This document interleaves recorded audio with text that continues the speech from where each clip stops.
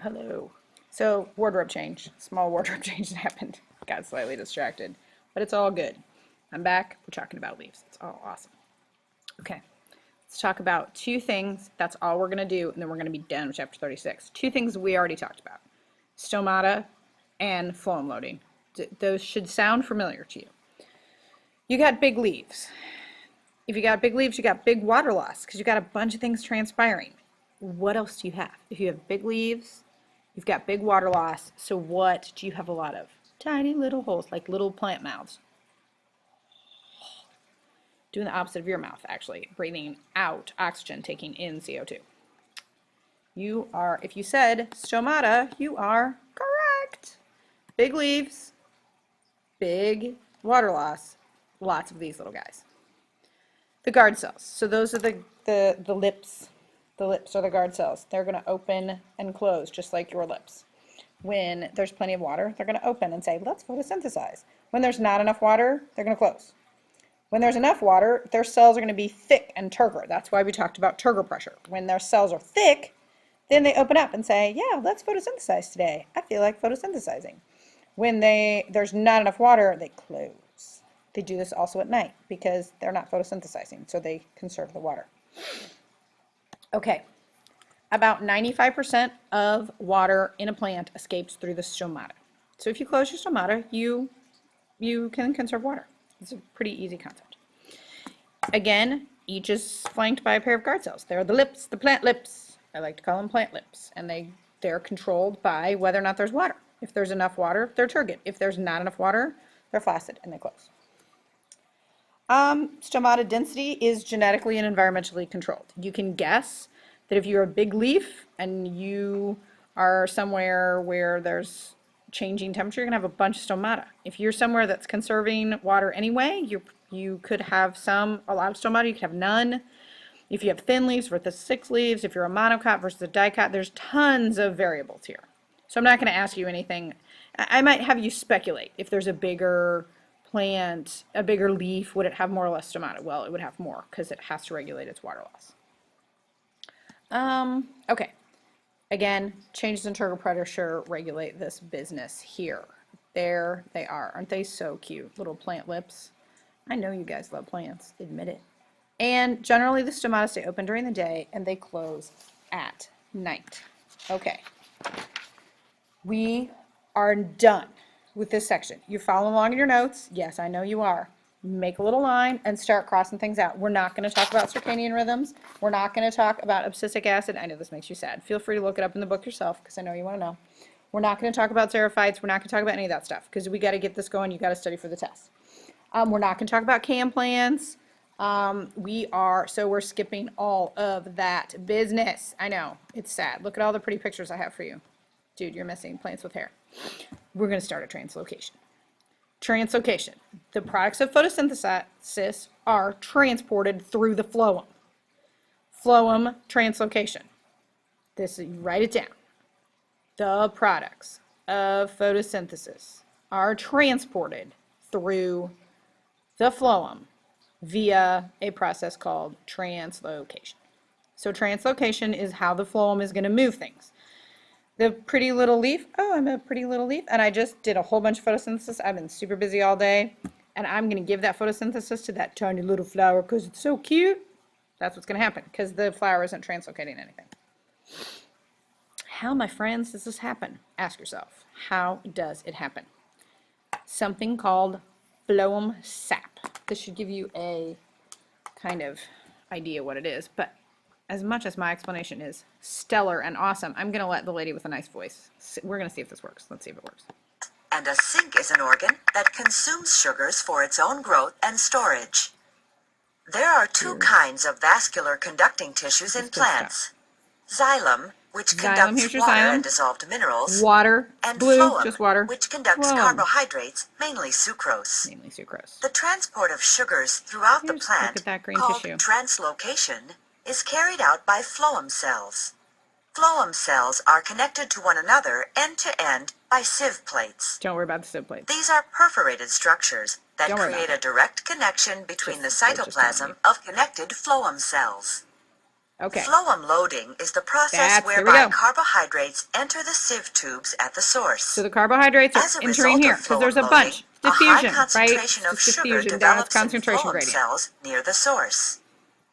Phloem loading results in a lowered water potential.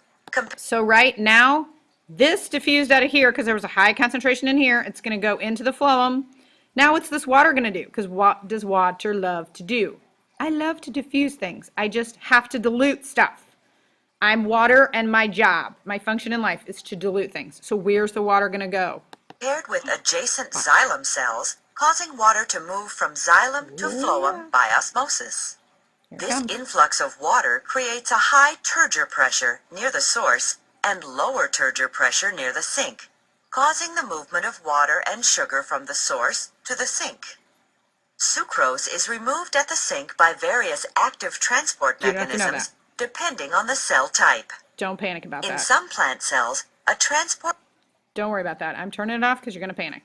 But what's it going to do? Wait till she pans out again. It went through the process where there was lots and lots. It diluted into the phloem. The xylem diluted the phloem, came down, in the sink cell, and now which enhances the movement of sucrose from the phloem. Now your sucrose is all in this sink. This is a flower or a fruit or maybe a root cell. This is a root cell. Look at it coming in there. It's going to just come right in there because there's a low concentration. Do you see how we make you do these experiments with a little dialysis bag like 25 times? That's why. Wait till we get to like all the portal veins and stuff in your body. Still, I'm telling you, osmosis and diffusion. Learn it now. Okay, so we have the phloem sap.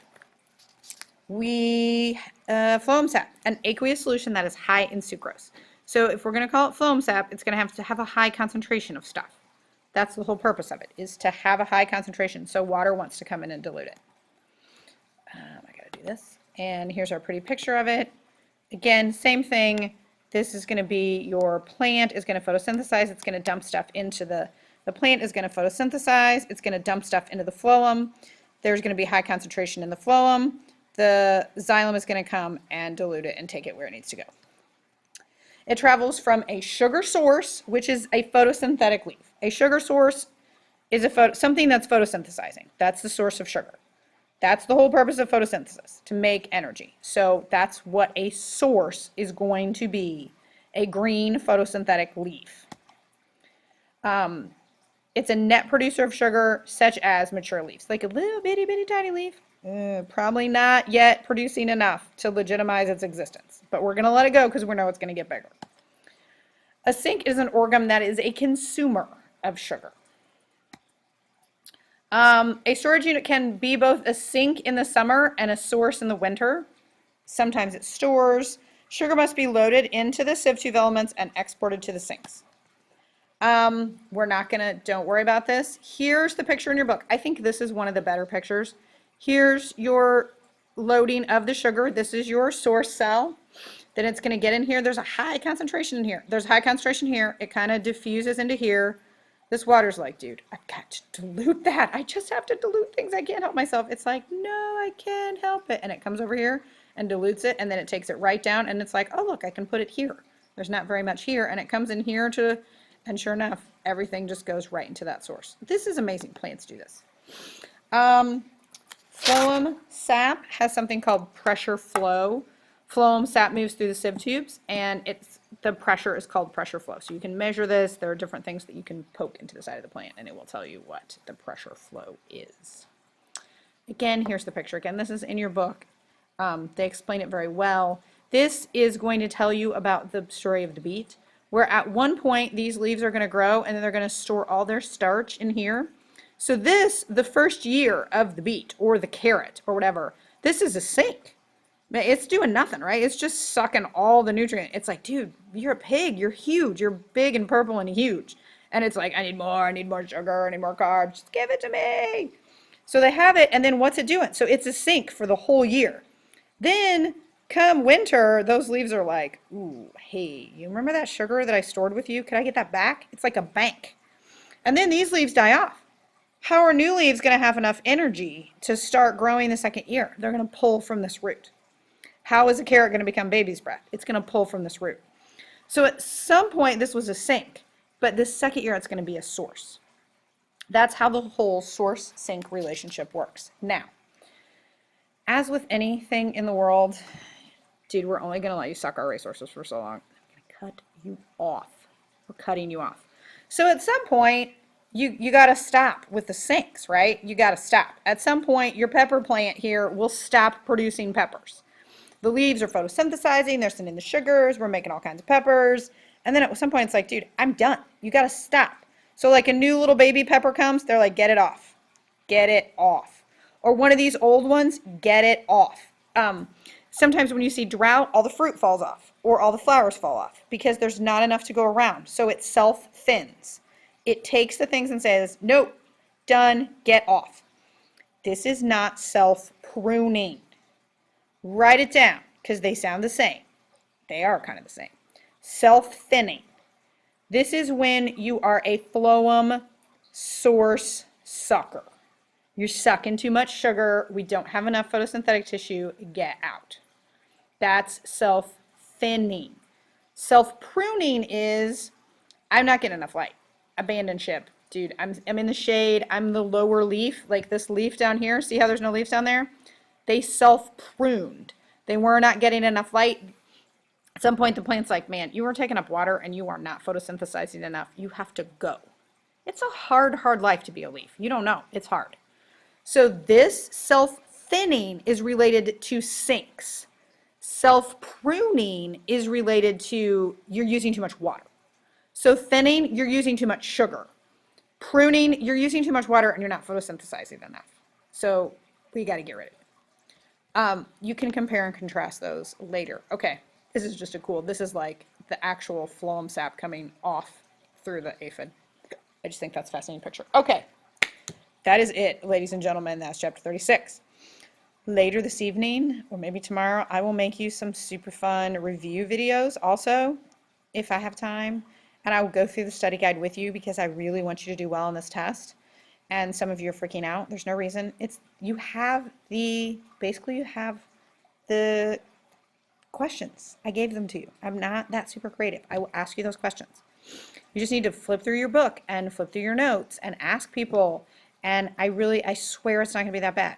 But I will maybe make you a chapter 36 video, going over the study guide for chapter 36. I will probably make you that later this evening. All right. Goodbye.